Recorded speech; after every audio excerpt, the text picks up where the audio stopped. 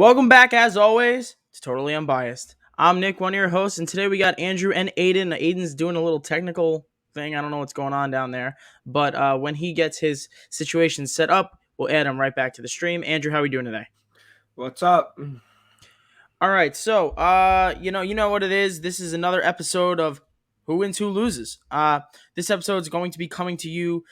We're recording on Wednesday, but this is going to be coming out to you guys Thursday. So let's get started. But first, Andrew, you know what it is.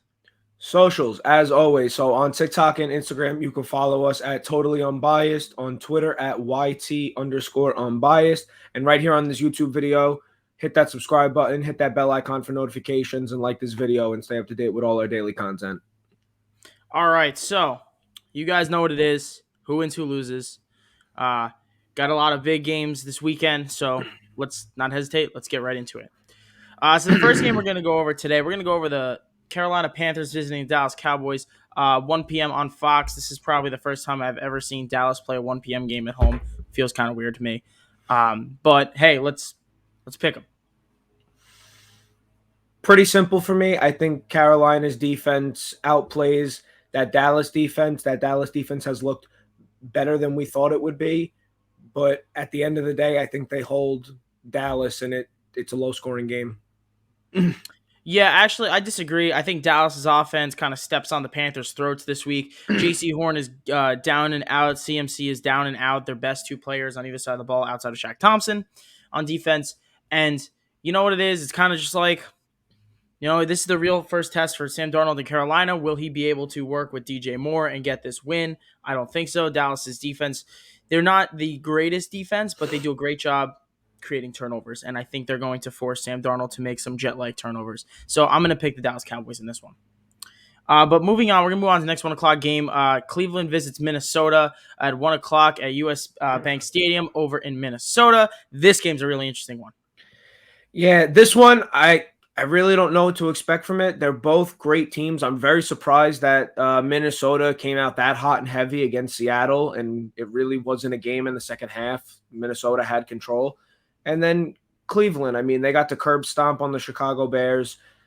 For this game, I really think it depends on whose offense is more explosive. I don't think there's a defensive matchup. This is another week of a 35-36 type game. And in the end, I think I'm going to give it to Minnesota because sleeper pick, I think Kirk Cousins is going to continue his magic that he's been doing this season. It's funny enough. I agree with you. Minnesota last week did really good without Dalvin Cook, and we're not sure if he's going to play once again, but it doesn't matter when Kirk Cousins is playing the best ball to start a season in his career. 8 touchdowns, no interceptions, a completion percentage over 65%. He looks really, really good. The line is still a little suspect, but that wide receiver core, man. I mean, Conklin at tight end. Obviously, you got Jefferson and Thielen. Uh, Madison's been great out of the backfield. But Cook's there, he's great out of the backfield. They have so many weapons. KJ Osborne is filled in really nicely as the third wide receiver this year. So realistically, I think Minnesota takes this game. Cleveland's going to be really disappointed.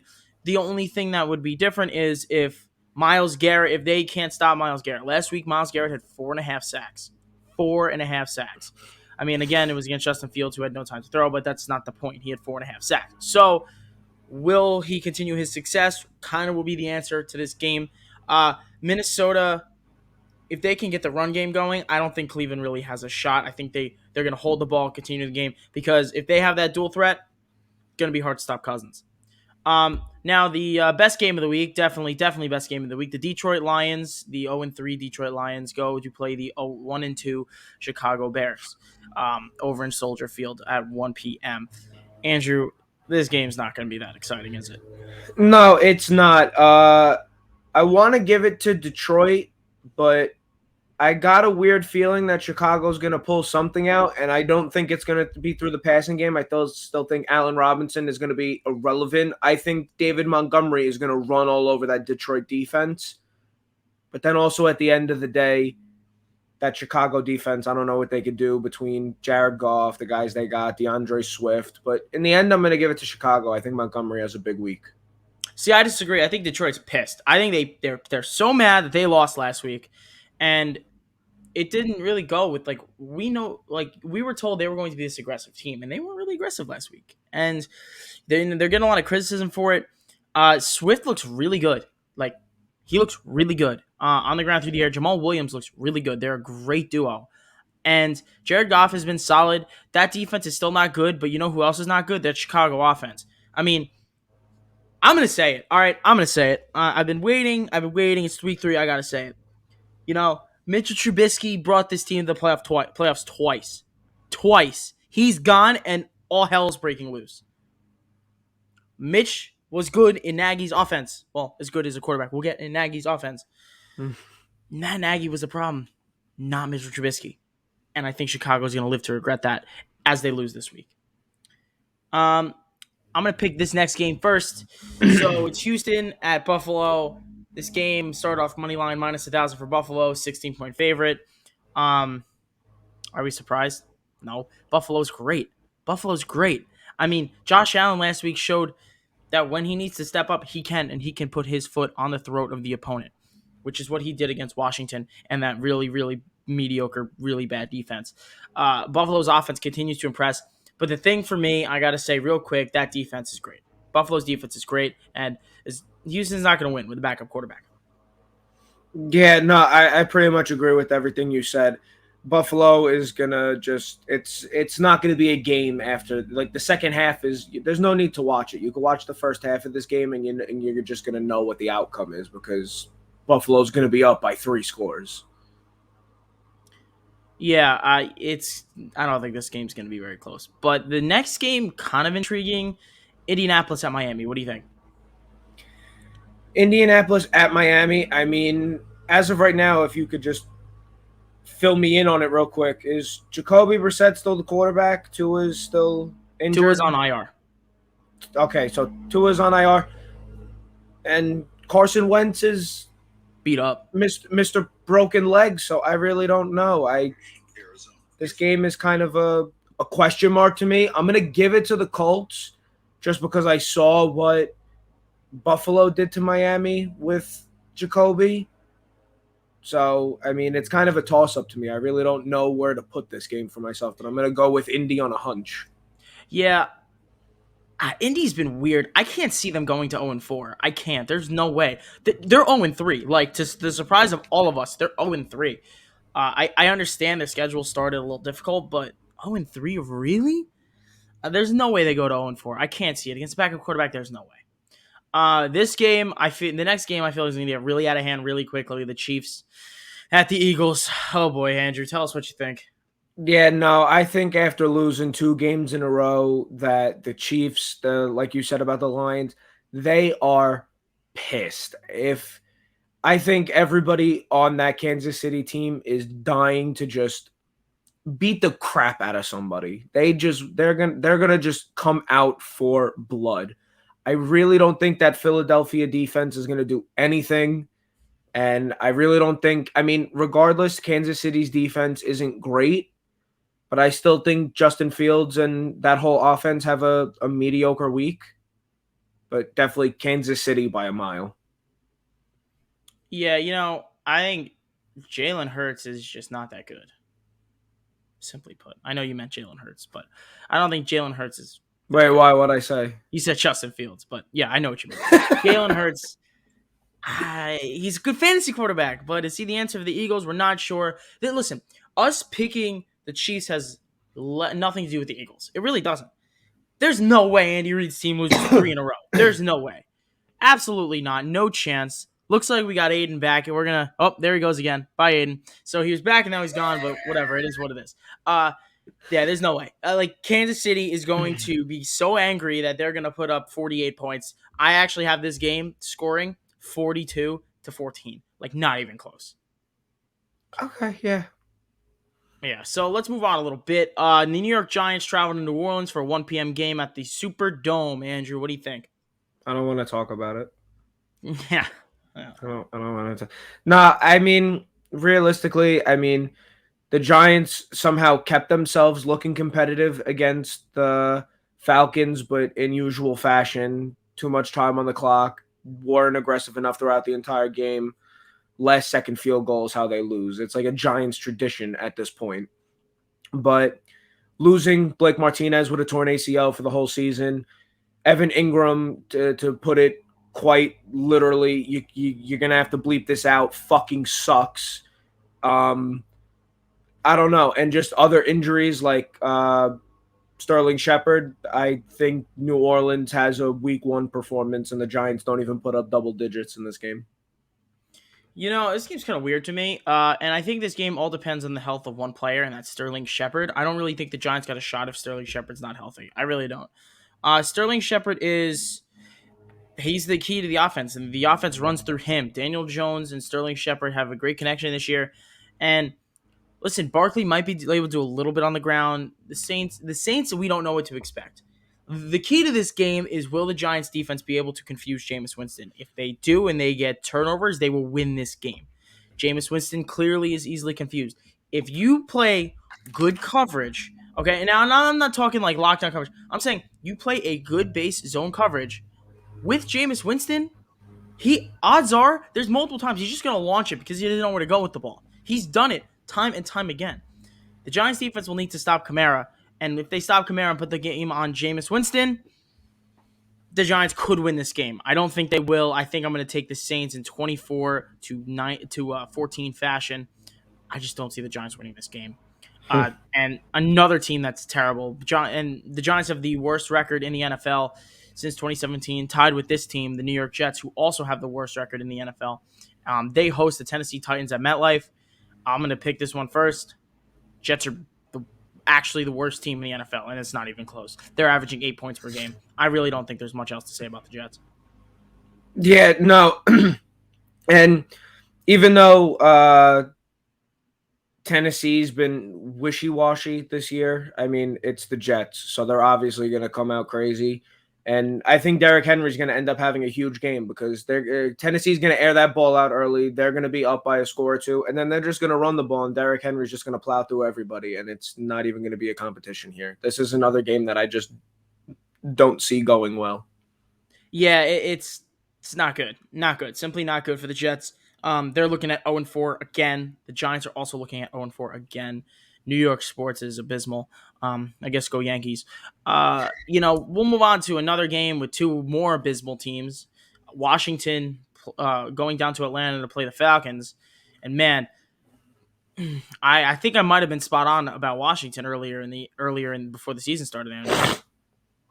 Yeah, no, you definitely were. I don't think their defense is that caliber. I really don't think that Heineke can ball out with the best of them as far as keeping up because this week I don't think he keeps up with Matt Ryan. I think that Atlanta's happy they came out with a win last week, but I feel like for them having guys like Kyle Pitts, Calvin Ridley, and Cordell Patterson, who had a hell of a game against the Buccaneers 2 weeks ago, I think they're looking to just put up some big numbers. They really want to get that ball moving. They just want to show really what they're made of because they've kind of been counted out as this very crap team, but they have their issues. Don't get me wrong. They're not perfect, but I definitely think that they haven't played to what they can be. But I'm going to go with Atlanta. Washington's defensive line has been utterly disappointing so far this season, and Atlanta's offensive line has been bad. And the Giants, for example, they couldn't get anything on Atlanta's offensive line. So is either they got improved or the Giants are just that bad. Washington, on the other hand, they have all this talent and they've been super disappointing. Defensively, they're not good. Secondary has been bad. Jack Del Rio clearly doesn't know how to use his weapons, or either they're not weapons, they're just bad. I mean, Landon Collins, Jeremy Curl, the secondary's made no impact whatsoever. Fuller, where's he been? Huh? Where's Kendall Fuller? I don't know. He's a ghost. It's not good. Really not good. And they're not playing good football. Defensively, like I said in the beginning of the year, against good teams, they are a bottom tier defense. They allowed 30 points per game 6 times last year, and we were talking about this team as they're one of the greatest teams in the league. Well, clearly not when in over a third of their games they allowed 30 points. So Washington's defense continues to be overrated. I do have them taking this one. However, I don't think Atlanta's that good. It's just simple as that. But moving on, I want to hear what Andrew's got to say about this game. This game I have circled, highlighted, starred, whatever you want to say for the game of the week. Arizona goes over to Los Angeles. plays the Rams in SoFi Stadium. I think this is the first time that Kyler Murray has some difficulty on the field. I don't think this is going to be a game where they can just get away with anything they want on offense. I don't think Kyler Murray is going to have all day to wiggle around in the backfield and wait for one of his three receivers to just get wide open for a 60-yard bomb. It's not going to be that kind of game, in my opinion.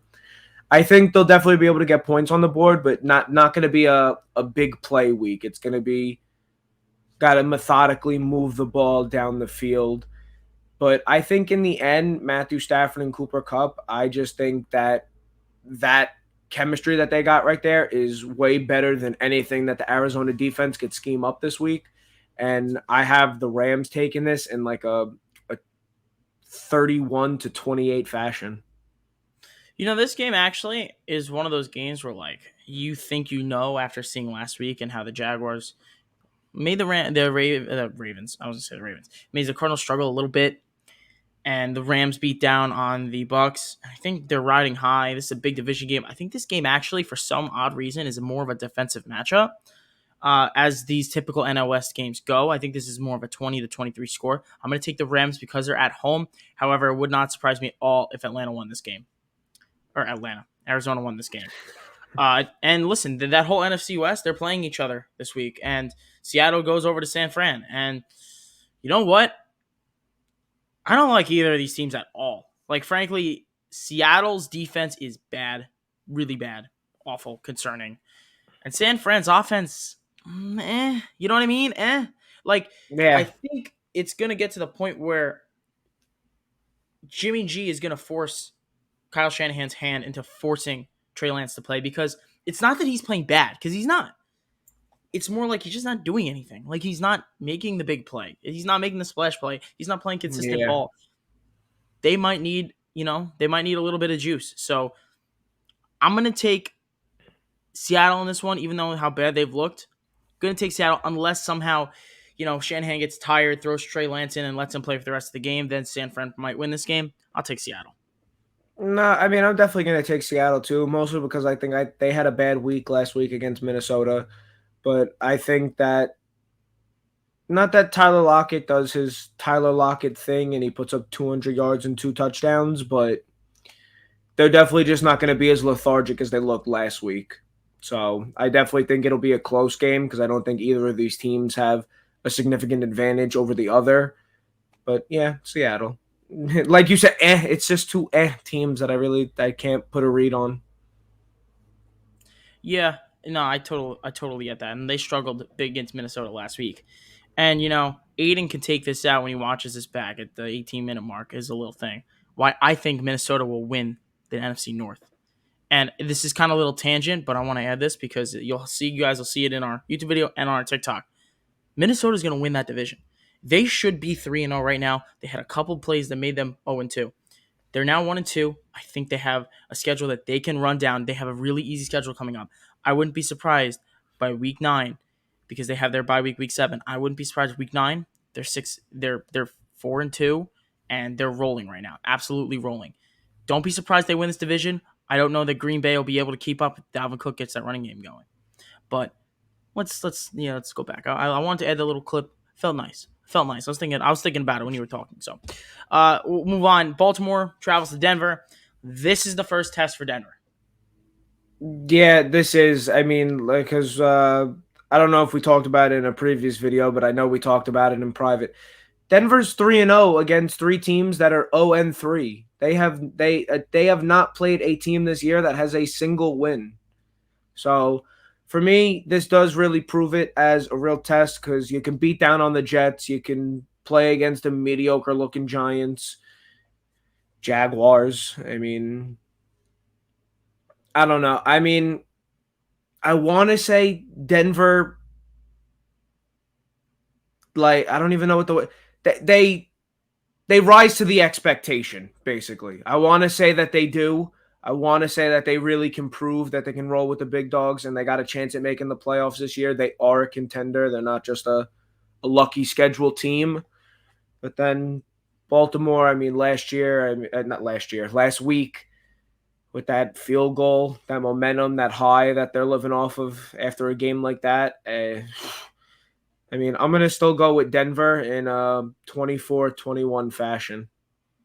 Yeah, I think Denver does a good job on defense in this game.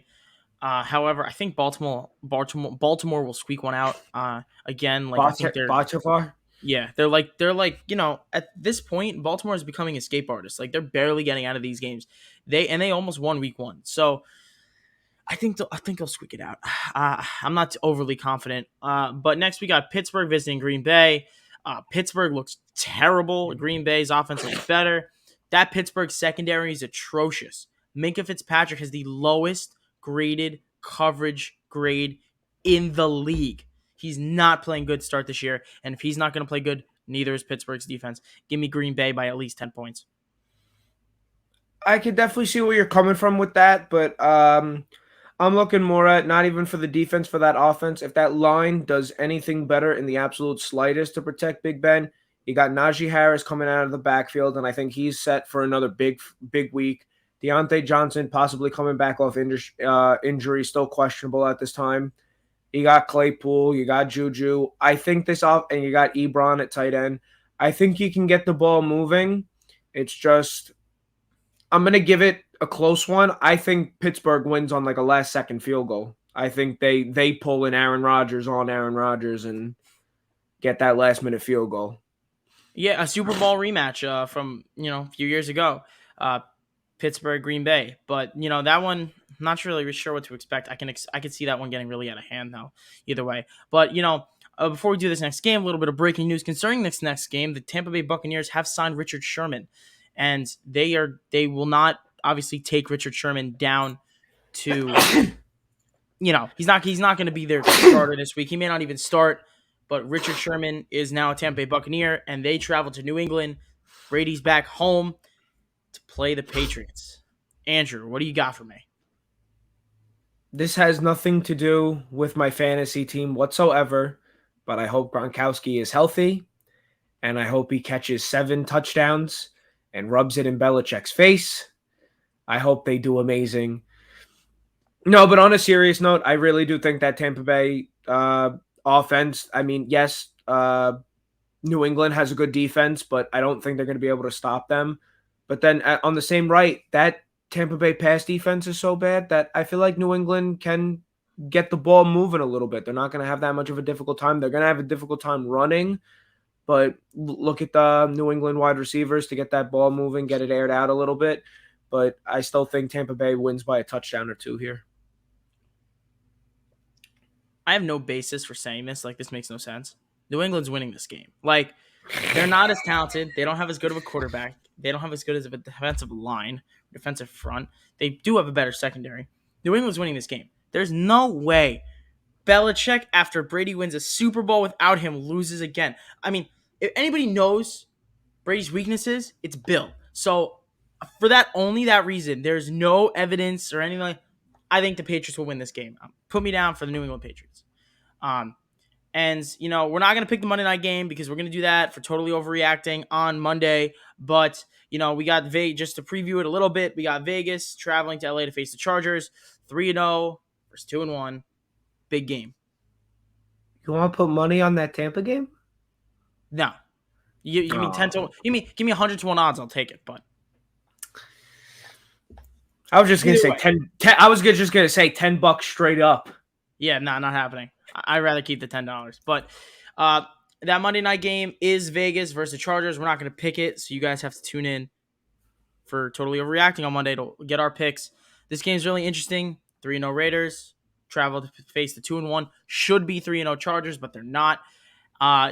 Really good game on ESPN. Unfortunately, this week we will not have the Manning cast, which really stinks. They're not coming back until week 7. So, unfortunately, we're not going to get them doing this game. I know we all love to hear Peyton and Eli blabber on, but unfortunately, we're going to have to listen to Mike Levy and the ESPN team. That's all right.